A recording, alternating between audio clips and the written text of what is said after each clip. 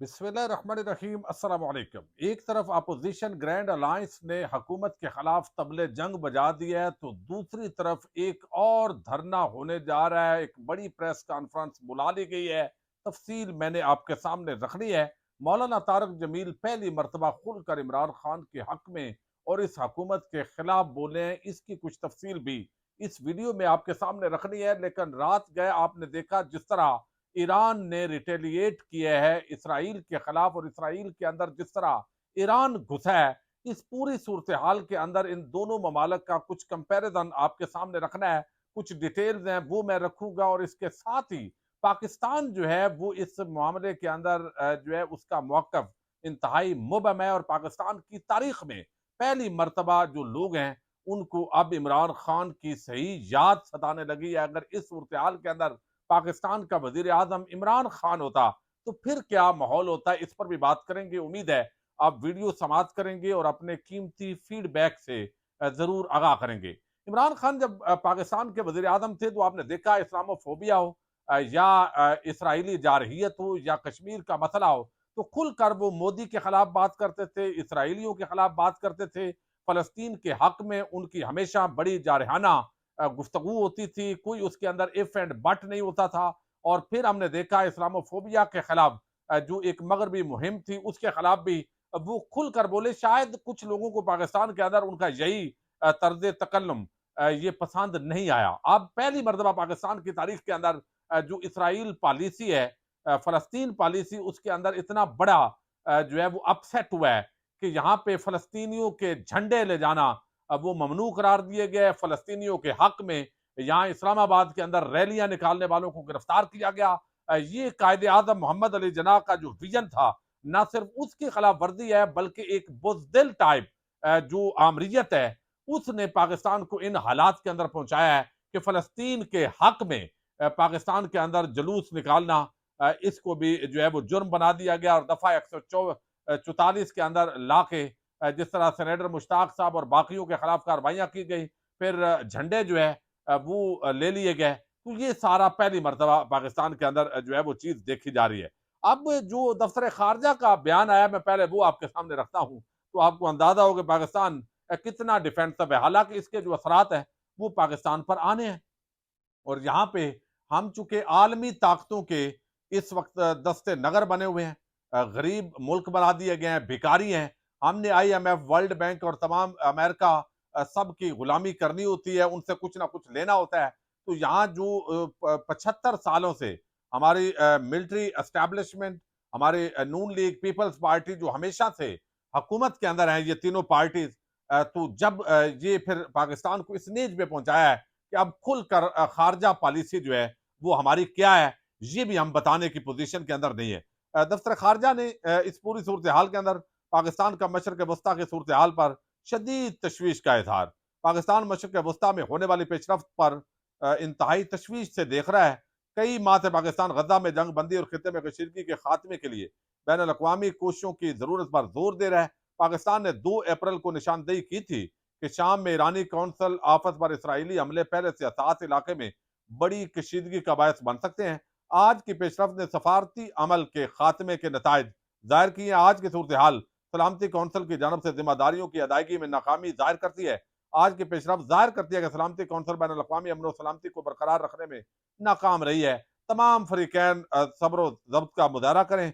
अमन की बहाली और सूरत हाल को मुस्तहकम रखने की फौरी जो है वो जरूरत है। ये जनाब बयान दे के हमारी जिम्मेदारी पूरी हो गई है। लेकिन यहाँ पर जो है एक बात जो ईरान ने हमला किया है उसके अंदर IDF का कहना है कि ईरानी हमला इस्लामी जमहूरिया का इसराइल पर पहला बराह रास्त हमला था। ये पहला बराह रास्त हमला है ईरान का पूरी तारीख के अंदर, जो तकरीबन 170 ड्रोन इसके अंदर इस्तेमाल हुए हैं, 30 क्रूज मिसाइल और 120 बैलिस्टिक मिसाइलों पर मुश्तमिल ये हमला था। ये इसराइली मीडिया का दावा है। अच्छा, अब इसके अंदर जो है वो जो ईरानी मेजर जनरल हैं हुसैन सलामी, उन्होंने करार दिया कि हम सयूनी दिफाई निज़ाम और उसके अमरीकी और फ्रांसीसी इत्तेहादियों के निज़ाम को नाकाम बनाकर हमला करने में कामयाब हो गए। ऑपरेशन तवक्को से ज्यादा कामयाब रहा। जबकि अमरीका का यह कहना है कि हमने इसराइल की बड़ी मदद कर दी और तमाम जो मिसाइल हैं वो चंद एक गिरे हैं और उसके अंदर भी कोई बड़ा नुकसान नहीं हुआ। تو ہم نے وہ ناکام بنا دیا یہ حملہ۔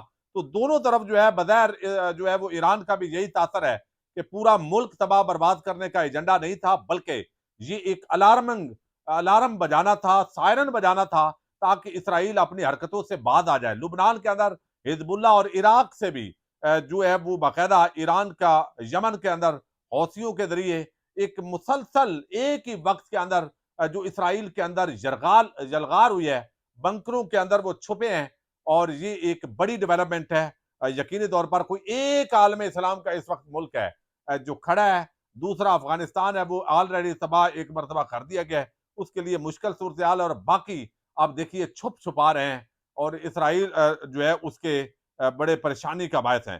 اب ایران اور اسرائیل جو ہے، میں صرف مختصر وقت کے اندر بتاؤں گا کہ ان کا آپس کے اندر کمپیریزن کیا ہے۔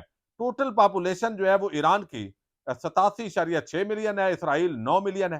اویلیبل مین پاور جو ہے ایران کی 49 ملین ہے، اسرائیل کی 3.8 ملین ہے۔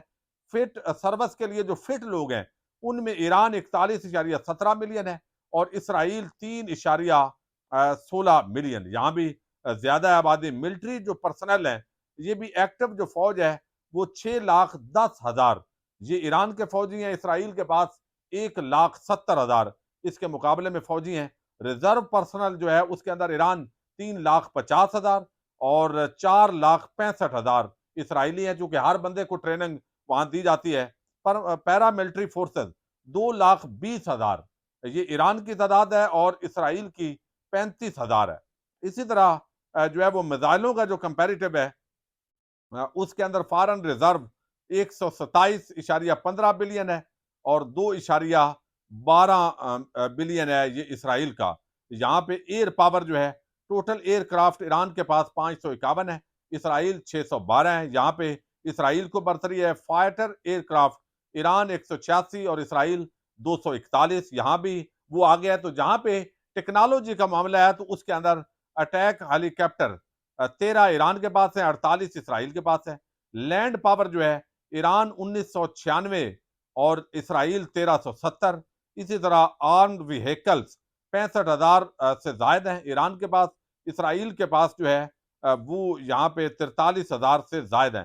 اسی طرح ایک آگے طویل پیرا جو ہے اس کی ڈیٹیلز ہیں، کسی اور ویڈیو کے اندر آپ کے سامنے رکھیں گے۔ بہرحال پوری طرح ایک دفعہ ایران جو ہے اس نے عالم اسلام کی نمائندگی کی ہے، اور جو بے حس حکمران ہے اور ان کو بھی جھنجھوڑا ہے کہ اگر تھوڑا سا باقی 2-4 ممالک بھی اس طرح کے ہوتے تو اسرائیل کے لیے صورتحال بڑی مشکل ہوتی۔ اچھا، دوسری طرف جو ہے وہ اگر ملکی سیاست کی بات کریں تو مولانا طارق جمیل صاحب، آپ کو علم ہے ان کا مزاج نہیں ہے سیاست پر گفتگو کرنا، لیکن وہ عمران خان جو ہے ان کے حوالے سے ان کا موقف اچھا رہا ہے، ہمیشہ پازیٹو رہا ہے، اور وہ یہ بات کرتے رہے۔ لیکن اب انہوں نے کھل کر اس معاملے پر گفتگو کی ہے، اور امیر عباس کے ساتھ جو ان کی گفتگو ہوئی ہے اس کی کچھ ڈیٹیلز آئی ہیں، اور اس کے اندر یہ پتہ چلا ہے کہ انہوں نے نہ صرف باقی موضوعات پر تو بات کی ہے، لیکن خاص طور پر جو انہوں نے یہ بات کی ہے کہ یہ جو ووٹ چوری ہوئے ہیں، ڈکیٹی ماری گئی ہے، یہ بہت بڑی خیانت ہے، اور یہ اللہ تعالیٰ کے جو حقوق ہیں ان کے اندر بھی یہ خیانت اس کو انہوں نے قرار دیا ہے۔ تھوڑا سا میں آپ کے سامنے رکھتا ہوں کیونکہ اس کا بڑا امپیکٹ ہے، ان کی بہت زیادہ فالوئنگ ہے۔ اور ایک تو انہوں نے کہا کہ رات کٹتی ہی لمبی ہو جائے، جتنی بھی لمبی ہو جائے، صبح ضرور ہوتی ہے۔ یہ اللہ کا نظام ہے، صبح ضرور ہوتی ہے، اور جب اندھیرا حد سے بڑھتا ہے تو روشنی ہوتی ہے۔ اس رات کی بھی صبح ہوگی، ظالموں نے انجام کو پہنچنا ہے، سب بولو انشاءاللہ۔ امیر عباس جو ہے انہوں نے کہا کہ عمران خان 9 ماہ سے جیل میں ہے، کیا عمران خان کی مشکلات کم ہوں گی؟ اس پر انہوں نے یہ جواب دیا۔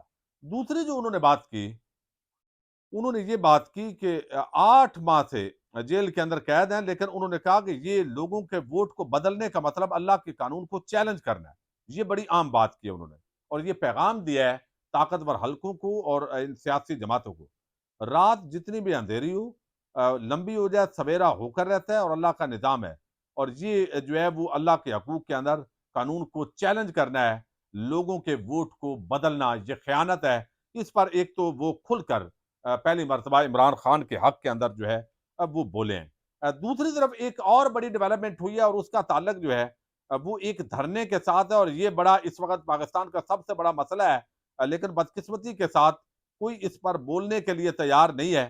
یہ مسئلہ ہے کسانوں کا، کسان رل گیا ہے، کسان کے ساتھ جو ہے وہ بڑی ظلم اور زیادتی ہو رہی ہے، اور اس وقت کسان تنظیمیں جو ہے وہ متحرک ہو چکی ہیں، اور کئی 3-4 بڑی تنظیمیں ہیں، اور سب کے لیے بڑا مسئلہ بنا ہوا ہے، چونکہ پچھلی جو حکومت ہے، جو قابض حکومت تھی پاکستان کی، جو نہ الیکٹڈ تھی بلکہ سلیکٹڈ حکومت تھی، اور اس کو یہی کہا جا سکتا ہے کہ اسٹیبلشمنٹ کی جو حکومت ہے، اس نے گندم جو ہے وہ زیادہ منگوا لی بیرون ملک سے، اور جب گندم انہوں نے منگوائی ہے تو اب جب کسانوں کی گندم آئی ہے تو اب گورنمنٹ نے کیا کیا ہے کہ آپ 1 ایکڑ سے اگر 15 بوری یا 12 بوری کی فصل ہونی ہے تو اب کیا کیا جا رہا ہے کہ گندم گورنمنٹ اتنی نہیں خرید رہے، کسانوں کو بڑا چونا لگایا جا رہا ہے، بہت ظلم ہو رہا ہے۔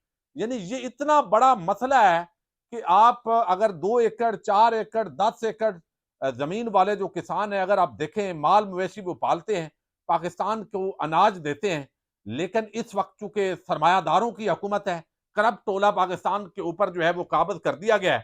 ایک طرف آپ دیکھیں مہنگائی، آپ جو فصل زمین تیار کرنی ہوتی ہے اس کے اندر آپ نے، ہر کسان کا اپنا ٹریکٹر ٹرالی نہیں ہے، ٹریکٹر نہیں ہے، ہل اس نے چلوانا ہے، اس کی پیمنٹ کرنی ہے، پیٹرولیم پرائسز کے اندر اضافہ ہونے کے بعد اس کے اندر بڑا اضافہ ہو گیا ہے۔ پھر آپ دیکھیے کھادیں مہنگی ہو گئی ہیں، یوریا ڈی اے پی آسمان سے باتیں کر رہی ہے، گورنمنٹ کے ریٹ پر ملتی بھی نہیں ہے۔ پھر جو زرعی ادویات ہیں ان کے اندر بڑی مہنگائی ہو گئی ہے، پھر پانی لگانا ہے فصلوں کو، اس کے لیے بڑا مشکل ہے، بوائی کرنی ہے، اس کے اخراجات کرنے ہیں، پھر 4 مہینے 6 مہینے جو ہے وہ آپ نے فصل کا انتظار کرنا ہے۔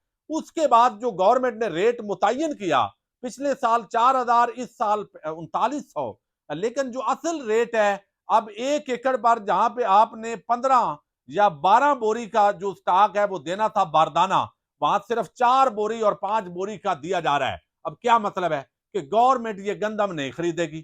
اب کل سے مریم نواز تبلے بجا رہی ہیں کہ 500 روپے آٹا سستا کر دیا، عوام خوشحال، ماشاءاللہ تالیاں، لیکن کیا ہوا ہے؟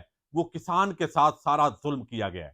اب کیا ہے؟ اس کی فصل اٹھائی نہیں جا رہی، گورنمنٹ کی قیمت پر اٹھانا وہ بھی کسان کے بارے کے اندر نہیں ہے، لیکن اس کے باوجود جو 3900 ہے اس کے اندر بھی فصل نہیں لی جا رہی، بلکہ اب 3000 3200 3300 بیوپاری جو ہے مڈل مین وہ کسان سے اٹھائے گا، جس سے اس کا خرچہ بھی پورا نہیں ہو رہا۔ کسان تنظیمیں جو ہے وہ چیخو پکار کر رہی ہیں، کسان بیچارہ جو ہے وہ اپنے بال بچوں کو پالنے کی پوزیشن کے اندر نہیں رہا۔ عام آدمی کی بات تو آپ چھوڑیں، جو مزدور اور دیہڑی دار آدمی ہے، تو ایک طرف لوگوں کو نوید سنا رہے ہیں، بیرون ملک سے چونکہ منگاتے ہیں گندم اور اس میں کتنا کمیشن کھاتے ہیں، وہ کیا ہماری بہترین کوالٹی کی جو گندم ہے وہ اس وقت جو ہے وہ آ رہی ہے مارکیٹ کے اندر، جنوبی پنجاب اور سندھ سے آنا شروع ہو گئی ہے۔ سندھ کی حکومت نے ریٹ زیادہ رکھا ہے لیکن خرید کو نہیں رہا، تھوڑی خریدیں گے، باردانہ تھوڑا دیا جا رہا ہے۔